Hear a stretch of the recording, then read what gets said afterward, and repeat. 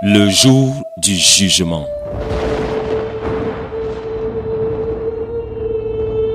Il est réservé aux hommes de mourir une seule fois, après quoi vient le jugement. Hébreux, chapitre 9, verset 27.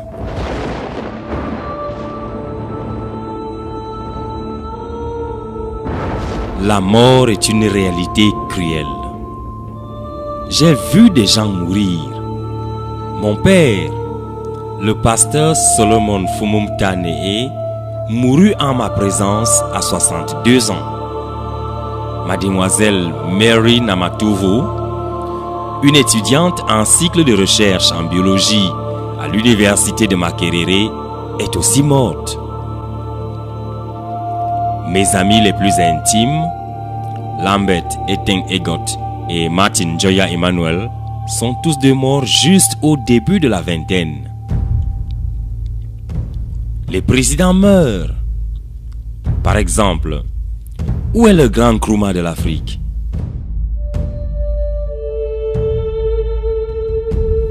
Lui aussi est passé de vie à trépas.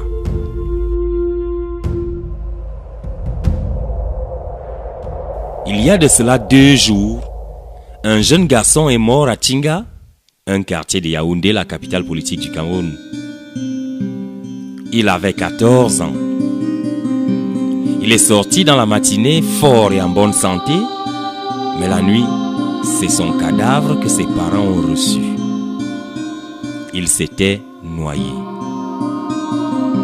Il n'avait que 14 ans, mais il est parti. Les gens de tout âge meurent.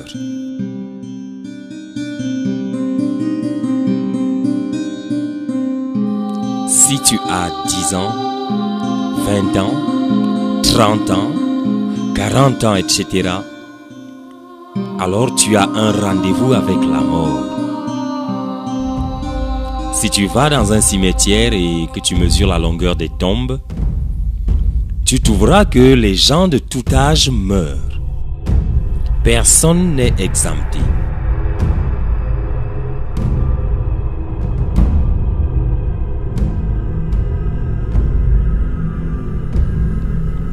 Quand mourras-tu? Le prochain avis de décès pourrait être le tien. La mort ne respecte ni l'âge, ni le rang social. Les riches et les pauvres y sont tous conviés. Les personnes instruites, ainsi que celles qui ne le sont pas, y sont également conviées.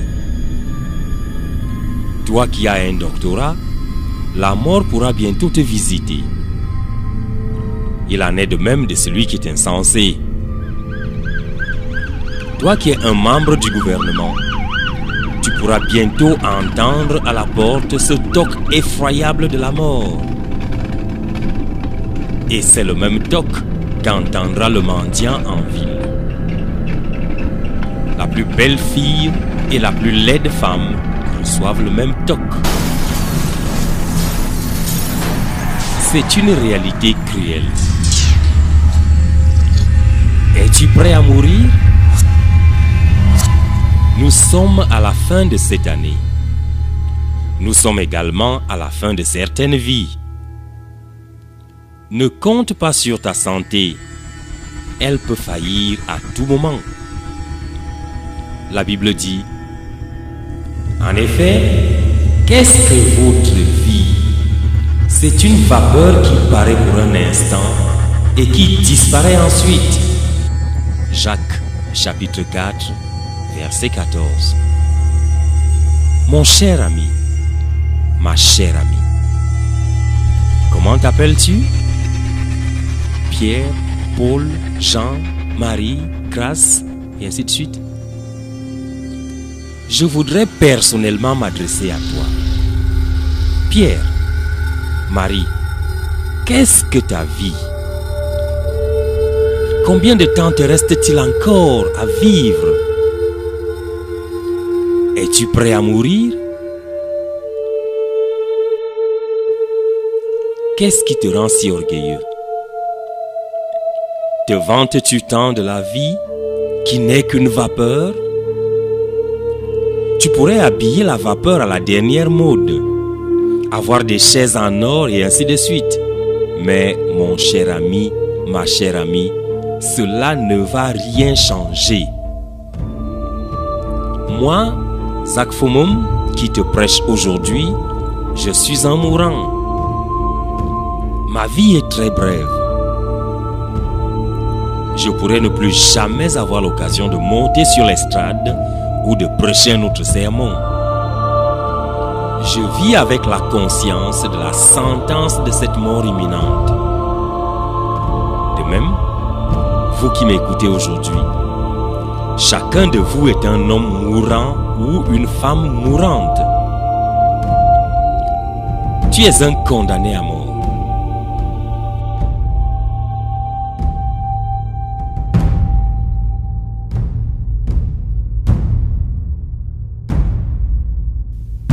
En ce qui concerne la mort, tous les hommes sont égaux.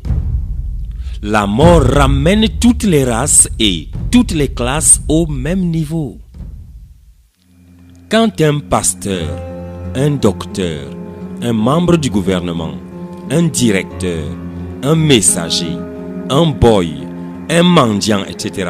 meurt, chacun d'eux est enterré à 2 mètres sous terre. Il y a un trou de 2 mètres qui t'attend. Ami, t'en rends-tu compte? Tu n'emporteras rien. Les hommes pourraient te mettre dans un somptueux cercueil. Ils peuvent te revêtir d'une toge académique, mais tu t'en iras les mains vides, nu.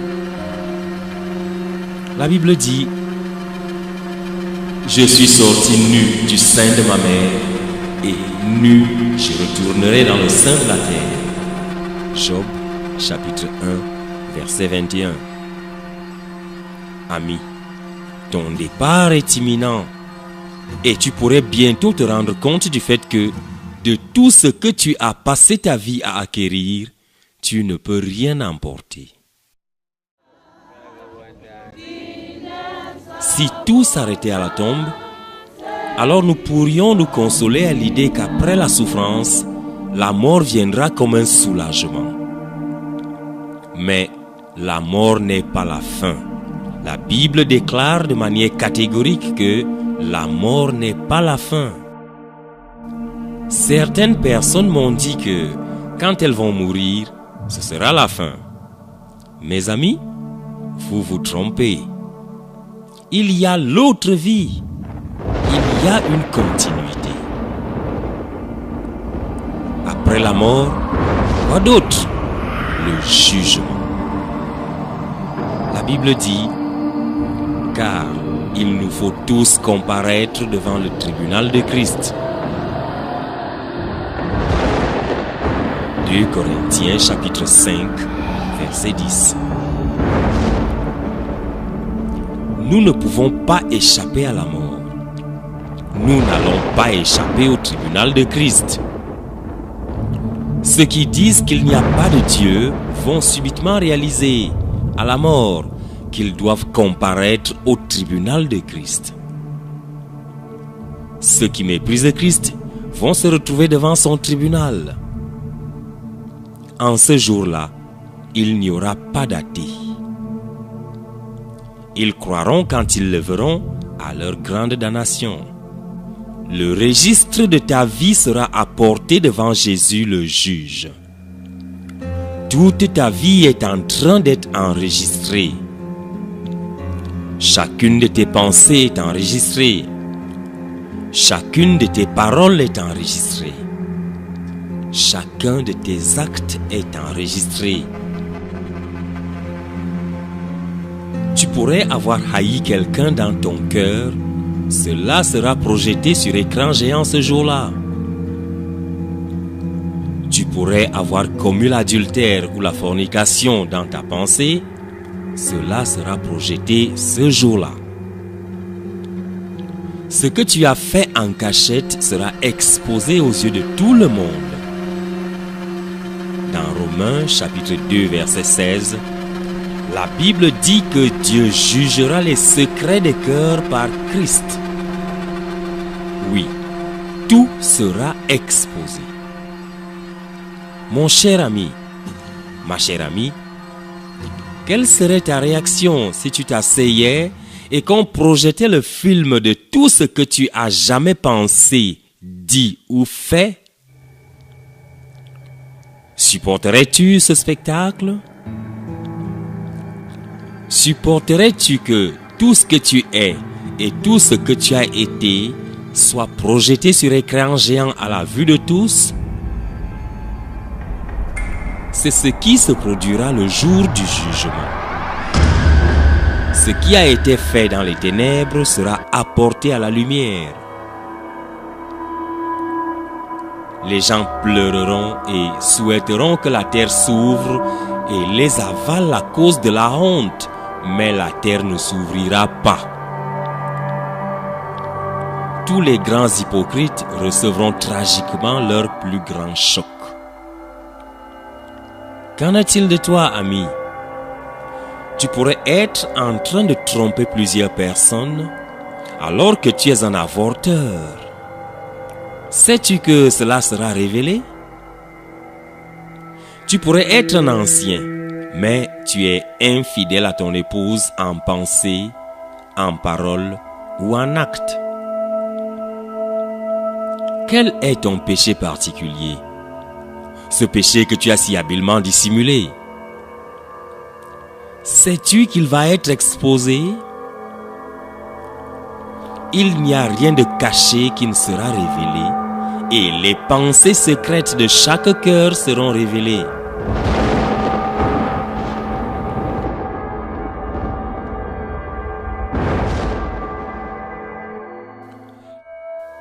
Comment Dieu va-t-il traiter le pécheur le jour du jugement? La Bible dit qu'il va punir le pécheur. La Bible dit: ne savez-vous pas que les injustes n'hériteront point le royaume de Dieu? Ne vous y trompez pas. Ni les impudiques, ni les idolâtres, ni les adultères, ni les efféminés, ni les infâmes, ni les voleurs, ni les cupides, ni les ivrognes, ni les outrageux, ni les ravisseurs n'hériteront le royaume de Dieu. 1 Corinthiens chapitre 6, versets 9 à 10. As-tu jamais été ivre, ne serait-ce qu'une seule fois? Alors tu es condamné. As-tu déjà dit ne serait-ce qu'un seul mensonge? Alors tu es condamné. Les injustes ne peuvent pas hériter le royaume de Dieu, même si leur injustice est infime. Il n'est pas question d'avoir une note passable. La note passable de Dieu, c'est 20 sur 20. Et donc, même 19,75 sur 20 constitue un échec. En quoi consistera la punition? La Bible dit que c'est l'enfer. Écoute, ce n'est pas moi qui le dis, car le Seigneur dit dans Apocalypse chapitre 20, versets 12, 13 et 15, « Et je vis les morts, les grands et les petits, qui se tenaient devant Dieu. Des livres furent ouverts, et un autre livre fut ouvert, celui qui est le livre de la vie. Et les morts furent jugés selon leurs œuvres, d'après ce qui était écrit dans ces livres. La mer rendit les morts qui étaient en elle. La mort et le séjour des morts rendirent les morts qui étaient en eux. Et chacun fut jugé selon ses œuvres. Quiconque ne fut pas trouvé écrit dans le livre de vie fut jeté dans les temps de feu. » Et dans Apocalypse chapitre 21, verset 8, il est écrit: « Mais pour les lâches, les incrédules, les abominables, les meurtriers, les impudiques, les enchanteurs, les idolâtres et tous les menteurs, leur part sera dans les temps ardents de feu et de soufre, ce qui est la seconde mort. » Dieu a promis de jeter tout pécheur dans un lac de feu un feu qui ne finit pas, un feu qui ne s'éteint point. Ce feu-là t'attend. Certains me disent que ça, c'est un concept primitif. Eh bien, dans au moins 11 passages de la Bible, Jésus déclare catégoriquement que des gens iront bel et bien en enfer. J'aimerais être aussi primitif que Jésus dans ma façon de croire. La Bible dit, Dieu n'est point un homme pour mentir. Nombre, chapitre 23, verset 19. Le Dieu immuable a promis de brûler tout pécheur dans un lac de feu éternel. Il ne peut pas mentir à ce sujet. Tu me dis que tu ne peux pas y croire. Eh bien, attends d'y être. Tu vivras alors une expérience personnelle inchangeable. Tu demandes si c'est juste? Et pourquoi pas? Dieu est un Dieu juste. Un Dieu qui ne punit pas le péché serait loin d'être saint. Si Dieu ne punissait pas les pécheurs permanemment, il contredirait sa nature, et ce faisant, il serait comme Satan. L'enfer est le salaire du péché. Romains, chapitre 3, verset 23. Si l'État ne te payait pas à la fin du mois, comment percevrais-tu un salaire? Dieu ne fera pas d'erreur. Chacun recevra son dû. Le jour du paiement arrive. Le diable a mis dans certains cœurs le mensonge selon lequel, parce qu'il y aura plusieurs personnes en enfer, le fardeau sera allégé. Peux-tu être aussi stupide? Peux-tu être aussi insensé pour croire un tel mensonge? Il y a plusieurs prisonniers à la prison centrale, mais leur nombre ne les réconforte pas. Chacun languit d'être relâché. Chaque pécheur en enfer sera isolé afin qu'il puisse endurer personnellement la peine de ses péchés. Je te dis, il y aura des grincements dedans, une décomposition ininterrompue, une convoitise inassouvie, etc. Le désir de Dieu, c'est que personne ne périsse. Il a élevé un certain nombre de barrières sur le chemin de l'enfer. La Bible, la croix de Christ et le Seigneur Jésus ont tous été placés par Dieu sur le chemin de l'enfer.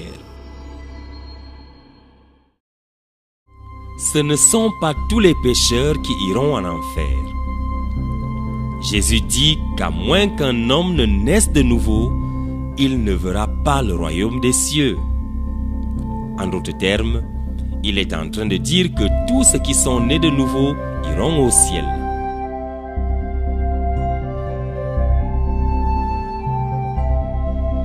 Il y a deux types de pécheurs. Il y a des pécheurs condamnés et il y a des pécheurs pardonnés. Le pécheur pardonné ira au ciel et là, avec Christ, il jouira de la plénitude de Dieu. Une telle personne vivra l'opposé exact de ce que la personne qui est en enfer connaîtra. La bonté de Dieu, la présence de Dieu, les richesses de Dieu seront toutes siennes. De telles richesses que les mots humains ne peuvent exprimer attendent ceux qui sont nés de nouveau.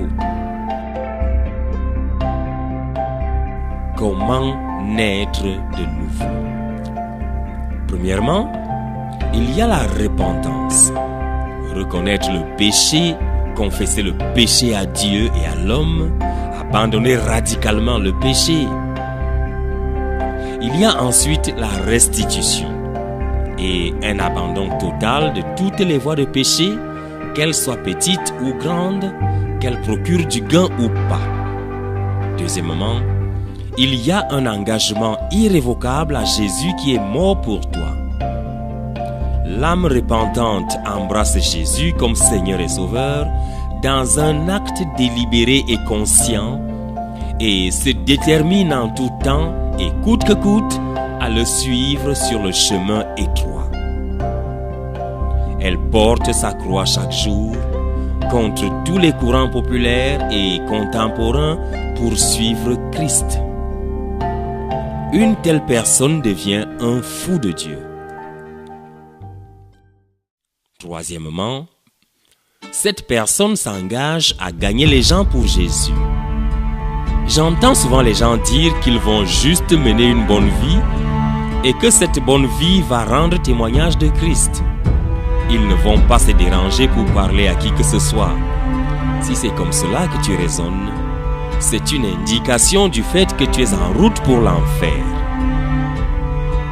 Il n'y a pas de vie qui soit suffisamment bonne, même quand elle est transformée par Christ, pour rendre témoignage seul sans parole. Jésus n'avait pas seulement vécu une bonne vie, il a prêché et prêché. Les premiers disciples n'étaient pas persécutés à cause de leur bonne vie.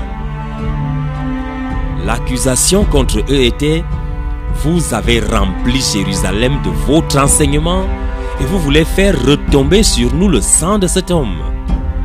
Actes chapitre 5, verset 28.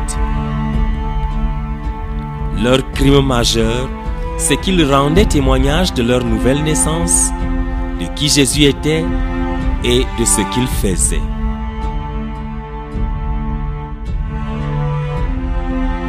Si tu n'es pas activement en train de parler de Jésus aux gens et de les amener au Sauveur, tu es perdu. Le chemin du ciel est étroit. Il n'y a que peu de gens qui le trouvent. Jésus dit que les gens devraient s'efforcer d'entrer par cette voie. Il dit qu'il n'y a que peu de personnes qui sont sauvées. Ce petit nombre avance à contre-courant, étant insultés, calomniés, maudits et persécutés. Mais il faut qu'ils avancent, car c'est ce qui est arrivé à Jésus. Il n'y a pas de salut sur fauteuil. Si tu ne portes pas la croix, tu ne porteras pas une couronne. Si tu ne le confesses pas ouvertement, il va te renier ouvertement. Où sont les pécheurs qui vont se repentir aujourd'hui? Où sont les pécheurs condamnés qui seront acquittés par Jésus? Où sont ceux qui vont prendre position pour lui publiquement? Pourquoi ne te repentirais-tu pas aujourd'hui?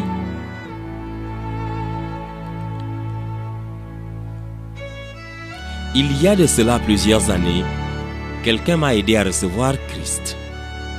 Si tu veux le recevoir, suis les 4 étapes suivantes. Première étape, admets que tu es un pécheur par nature et par habitude, et que par ton effort personnel, tu n'as aucun espoir d'être sauvé. Dis à Dieu que tu as personnellement péché contre lui, en pensée, en parole et en acte. Dans une prière sincère, confesse-lui tous tes péchés l'un après l'autre. N'omets aucun péché dont tu te souviens. Il serait utile que tu fasses une liste de tes péchés sur une feuille de papier que tu brûleras après avoir obtenu le pardon de Dieu. En faisant tout cela, tu dois sincèrement éprouver du regret pour tes péchés puisqu'ils transpercent le cœur de Dieu.